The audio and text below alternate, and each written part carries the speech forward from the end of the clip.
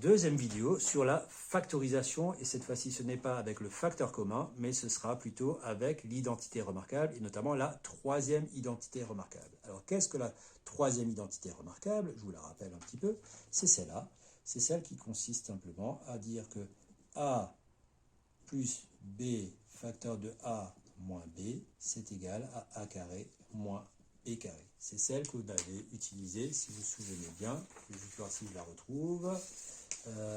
C'est qu'elle est là.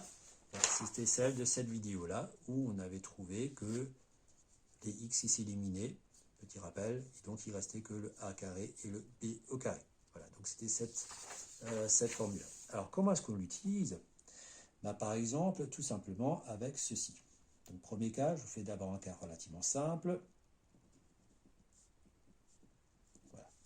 Si je veux factoriser ceci, là, on voit clairement que ça ressemble énormément à ceci. Pourquoi? Puisque le x, qui est déjà au carré, on voit tout de suite que le a va correspondre au x. Et le 36, je ne vous l'ai pas mis par hasard. Je pense qu'intuitivement, vous êtes tous douté que le 36 allait devenir 6 au carré. Donc, je l'écris sous cette forme-là. Et là, je reconnais que A, on reconnaît assez facilement que le A, c'est X et que le B, c'est 6.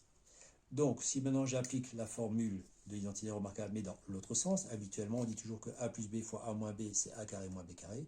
Là, je vais dire dans ce sens-là, à savoir que A carré moins B carré, c'est A plus B fois A moins B. Donc maintenant, je vais l'écrire sous cette forme-là. A plus B facteur de A moins B. Et ça va me donner quoi? Sachant que le X, que le A c'est X et que le B c'est 6, ça me donnait X plus 6 et X moins 6. J'ai juste fait correspondre le A et le B par X et par le 6 en utilisant cette formule-là. Et je viens de factoriser. C'est-à-dire je viens de transformer une soustraction en multiplication. Donc une différence en produit. Et je m'arrête là. Je viens de factoriser. Alors si vous le développiez, si jamais ça vous le développiez, vous retourneriez là-dessus. Tout simplement. Et ce n'est pas le but c'est de factoriser.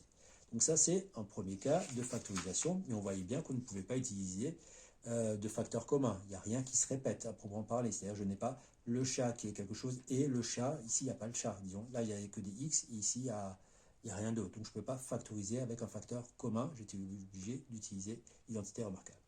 On va un petit peu compliquer ceci en faisant, par exemple, cette identité remarquable-là, enfin, cette factorisation-là. 25. Voilà. Là aussi, première étape, c'est qu'on va transformer cela en différence de carré. Alors pourquoi est-ce que je veux faire cela? Puisque maintenant, je reconnais bien la forme générale de A carré moins B carré. Le B, il est assez facile de voir que ce sera 5. Le A, c'est un petit peu plus compliqué, c'est 2x plus 1. Et donc si j'applique maintenant l'identité remarquable A plus B facteur de A moins B, exactement comme avant. Le A, on avait dit que c'était 2x plus 1, et le B, c'était 5. Donc, je prépare d'abord tout cela. Ici, il y a un plus, ici, il y a un moins. Donc, A plus B, A moins B, exactement comme c'est marqué là. Le A, c'est 2x plus 1. Ici, j'écris 2x plus 1. C'est écrit un petit peu plus petit. J'espère que vous arrivez encore à le lire sur l'écran. Et le B, qui donc ici, c'était le 5. Voilà, je réduis. 2x plus, mais là il n'y a pas de x, donc ça va rester 2x. Le 1 plus le 5, ça va me donner plus 6. 1 moins 5, ça fait moins 4. Et le 2x, il n'y en avait pas d'autre. Et donc voilà ce que j'obtiens. 2x plus 6, facteur de 2x, moins 4. Donc je viens d'utiliser, là encore, l'identité remarquable, A carré moins B carré. Puisque là aussi, il n'y avait pas de facteur commun. Dans le 25, dans cette partie-là, il n'y a rien qu'on va trouver de commun avec cette partie-là.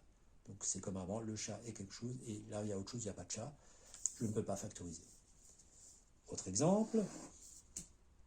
Par exemple, qu'est-ce que je pourrais vous donner? Tiens, un cas un petit peu plus difficile qui est limite, vraiment la limite du programme. On peut même dire que j'ai dépassé le programme, ça c'est pas grave. Si vous destinez à une seconde générale, c'est bien que vous le voyez.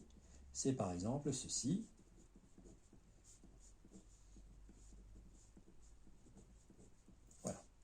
Alors ici, clairement, on reconnaît la forme a carré moins b carré. Le a, ça va être tout ça, et le b, ça va être tout ça. Là, on voit bien cette forme-là.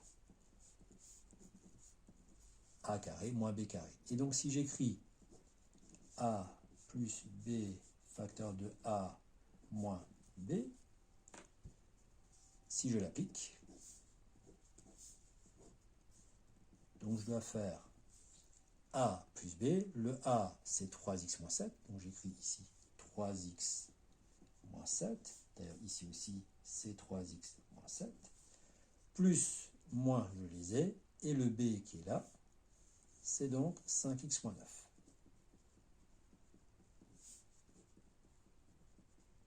Voilà. Que je vais pouvoir réduire à l'intérieur de chacune de ces grandes parenthèses. 3x plus 5x, ça fait donc 8x. Moins 7 plus moins 9, ça fait moins 16. Au pire, calculatrice, si vous avez du mal. 3x moins 5x, ça fait moins 2x. Et moins 7 moins 9, alors moins 9, ça fait plus 9. Moins 7 plus 9, ça fait donc plus 2. Voilà, je viens de factoriser avec l'identité remarquable. Et donc là, je ne pouvais pas utiliser de facteur commun. En effet, je ne peux pas dire, je ne peux rien faire avec la rose est rose et l'orange est orange. Je ne peux pas dire que la rose est orange et rose en même temps. Enfin, ça ne marche pas.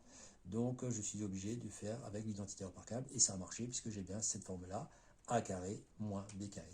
Je n'aurais pas pu le faire si j'avais eu ceci.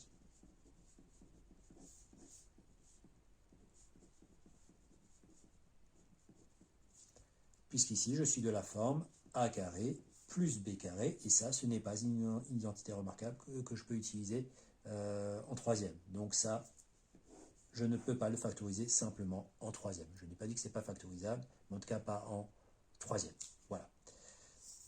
Voilà, entraînez-vous un peu sur la feuille d'exercice que je vous ai communiquée, avec le corrigé en dessous à chaque fois. Il faut vraiment que, dans un premier temps, vous fassiez toujours la différence entre est-ce que je suis dans la situation de l'identité remarquable, comme c'est le cas ici, ici ou là, ou est-ce que je suis plutôt dans une situation avec un facteur commun, c'est-à-dire quelque chose un peu dans ce style-là, c'est-à-dire celle de la vidéo précédente, où j'ai 4x plus 8 qui se répètent ici et là, que je vais donc du coup pouvoir factoriser.